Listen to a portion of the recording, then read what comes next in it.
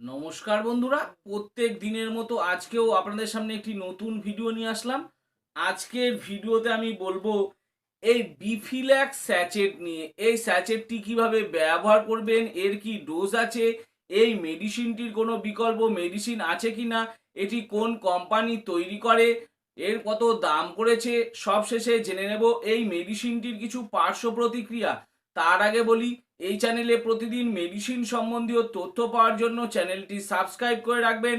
আমার নাম দেবব্রত বসাক, আমার চ্যানেলের নাম দেবা মেডিসিন। চলুন আজকে কিছু নতুন শিখে নিই।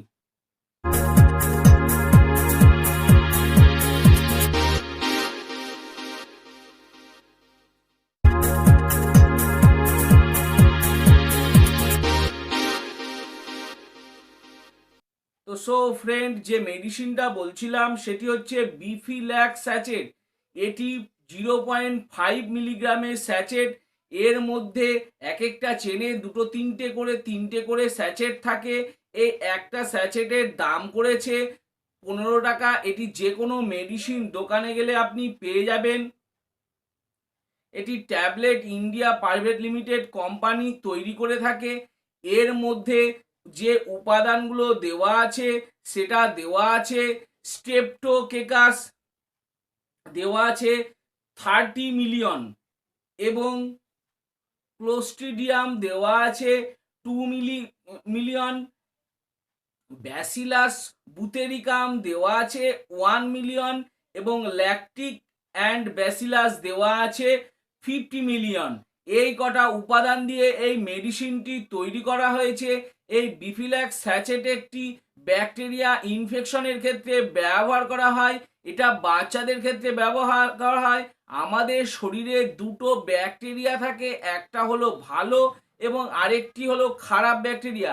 যে ভালো ব্যাকটেরিয়া, সেই ভালো ব্যাকটেরিয়াগুলো খারাপ ব্যাকটেরিয়ার সাথে মোকাবিলা করে বা সামনাসামনি এই ভালো ব্যাকটেরিয়াগুলো খারাপ ব্যাকটেরিয়ার সাথে যুদ্ধ করে বা সেগুলোর সাথে লড়াই করে এবং শরীরকে দুর্বল করে দেয়।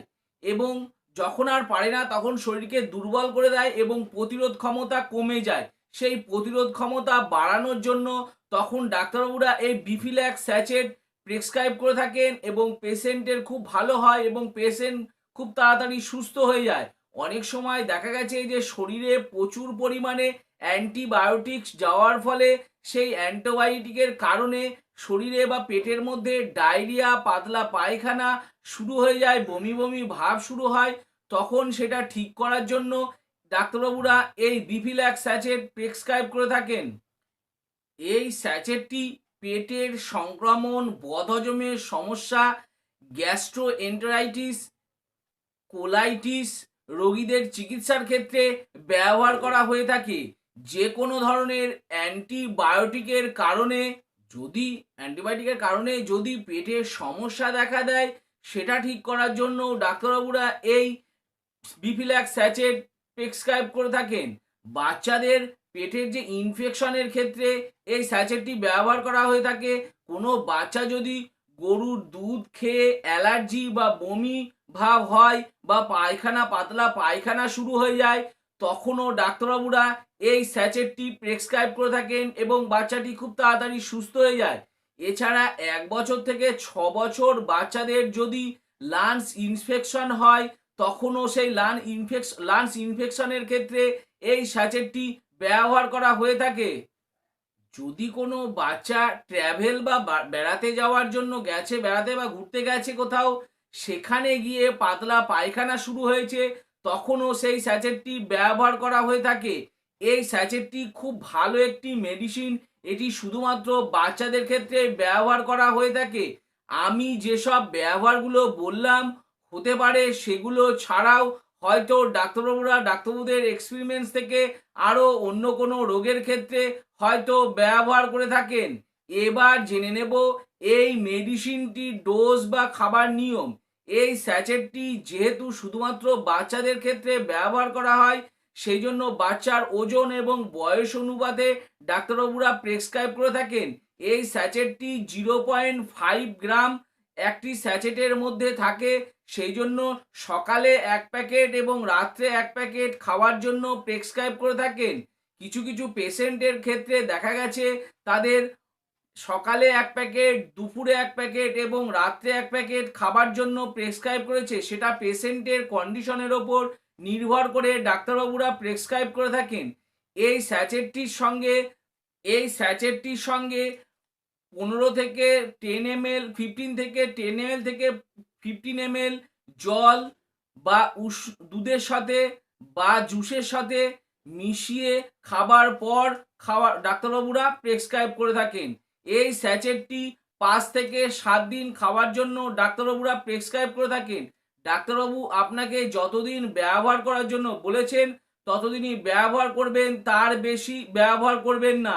সবশেষে জেনে নেব এই মেডিসিনটির কিছু পার্শ্ব প্রতিক্রিয়া, যেমন মাথা ঘোরা হতে পারে, পেটে ব্যথা হতে পারে, মুখ শুকিয়ে যেতে পারে, গায়ে র্যাশ বেরোনো বা অ্যালার্জি হতে পারে। এই স্যাচেটটি খাওয়া যদি পায়খানার জন্য হয়, দেখা গেছে পাতলা পায়খানা আরো বেশি করে শুরু হয়ে যেতে পারে, গ্যাস হতে পারে, কোষ্ঠকাঠিন্য হতে পারে ইত্যাদি হয়ে থাকে।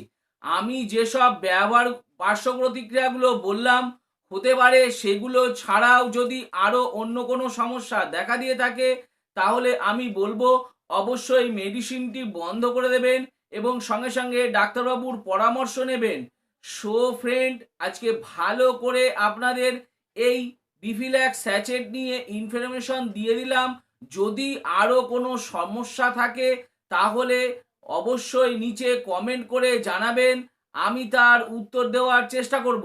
আর আমার এই ছোট্ট ভিডিওটি যদি ভালো লেগে থাকে তাহলে অবশ্যই একটি লাইক করবেন। আর আমার চ্যানেলে যদি নতুন হয়ে থাকেন তো চ্যানেলটি অবশ্যই সাবস্ক্রাইব করে রাখবেন, যাতে করে আমার দেওয়া নতুন নতুন ভিডিওগুলো নোটিফিকেশনের মাধ্যমে খুব তাড়াতাড়ি পৌঁছে যায়। তো সো ফ্রেন্ড, ভিডিওটা আজকে আমি এখানেই শেষ করলাম।